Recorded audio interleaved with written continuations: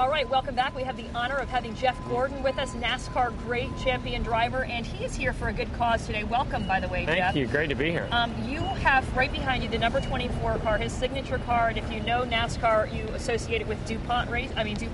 You've had that as your main sponsor. For the last 18 seasons. Yeah, since 1993. You're changing it up in 2011. Why? We are. I'm excited. In 2011, I get to drive to end hunger, literally, through the AARP Foundation with their Drive to End Hunger program in 2011. There are over 50 million Americans going hungry every year. 6 million of those are of the age of 60 or over. And so this is just something that should not be happening in this country. And through this program, we're going to be able to create a lot of awareness, also raise funds through our NASCAR fans, as well as corporate sponsors out there, and as well as do some research to find out exactly why this is happening and how we can not just help, but end hunger. Well, let's unveil it, because we want to see it. It's a beautiful car. I can't wait. You got a couple of helpers over here. We're going to unveil it. This is the number 24 car like you've never seen it before. Hendrick Motorsports Team. Gorgeous. I love the touch of neon. It looks great. Now, for those who are not NASCAR fans, we jokingly said, could we get in? And he said, well, there's no door. So I'd say no. But it looks gorgeous. This is wonderful. Tell us a little bit more about the AARP Drive. When you talk about food insecurity and hunger, you don't necessarily think seniors. 60 to 64 years old, that's an age group where you find a lot of food insecurity and hunger. You know, there are a lot of older Americans who are making tough decisions, medications, utilities, and food, and a lot of times those are the ones that are thinking of their family before they're thinking of themselves, and that's why it's such a major issue among those who are 60 and over. Well, it's great that you're taking part. This thing is gorgeous. Tell us a little bit about. All right, you guys your Super Bowl of NASCAR kicks off with the Daytona 500 in February. That's right. Meantime, what are you guys doing around this time? Well, believe it or not, we just ended the season in Homestead, but we're already very busy. We'll be testing Daytona coming up in about a week.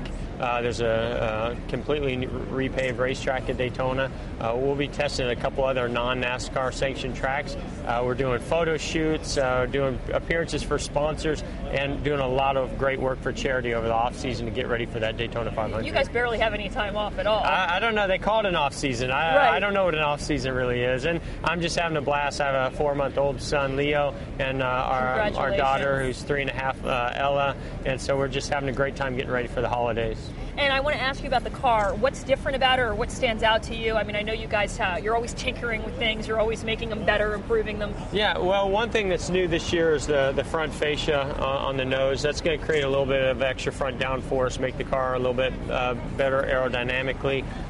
But very few changes for next year other than this awesome paint scheme with the Drive to End Hunger logo on it. And I can't imagine how much time it takes to do this. I mean, it's meticulous. It looks great. I would not want to have to paint this race car. To paint this race car every weekend, after every weekend, is going to be quite a job. But it's a beautiful car. I'm excited to get in it. A good-looking race car always makes a little bit faster race car. It is. It's awesome. And what about people that are so used to seeing you in the DuPont car? That's not going away. We'll have them for 13 races. We'll have this sponsorship with Drive to End Hunger for 22 races. And we still have Pepsi on board as well. And just in terms of logistics, how did you get this puppy into Manhattan and make sure nothing happens to it? I mean, this is like the nightmare area where, there's cars everywhere, taxis everywhere. Well, that's the most challenging part. When you come into Manhattan with a big trailer and you unload a race car with slick tires that makes a lot of noise with no license plate on it, it gets a lot of attention, especially when it fires up and it makes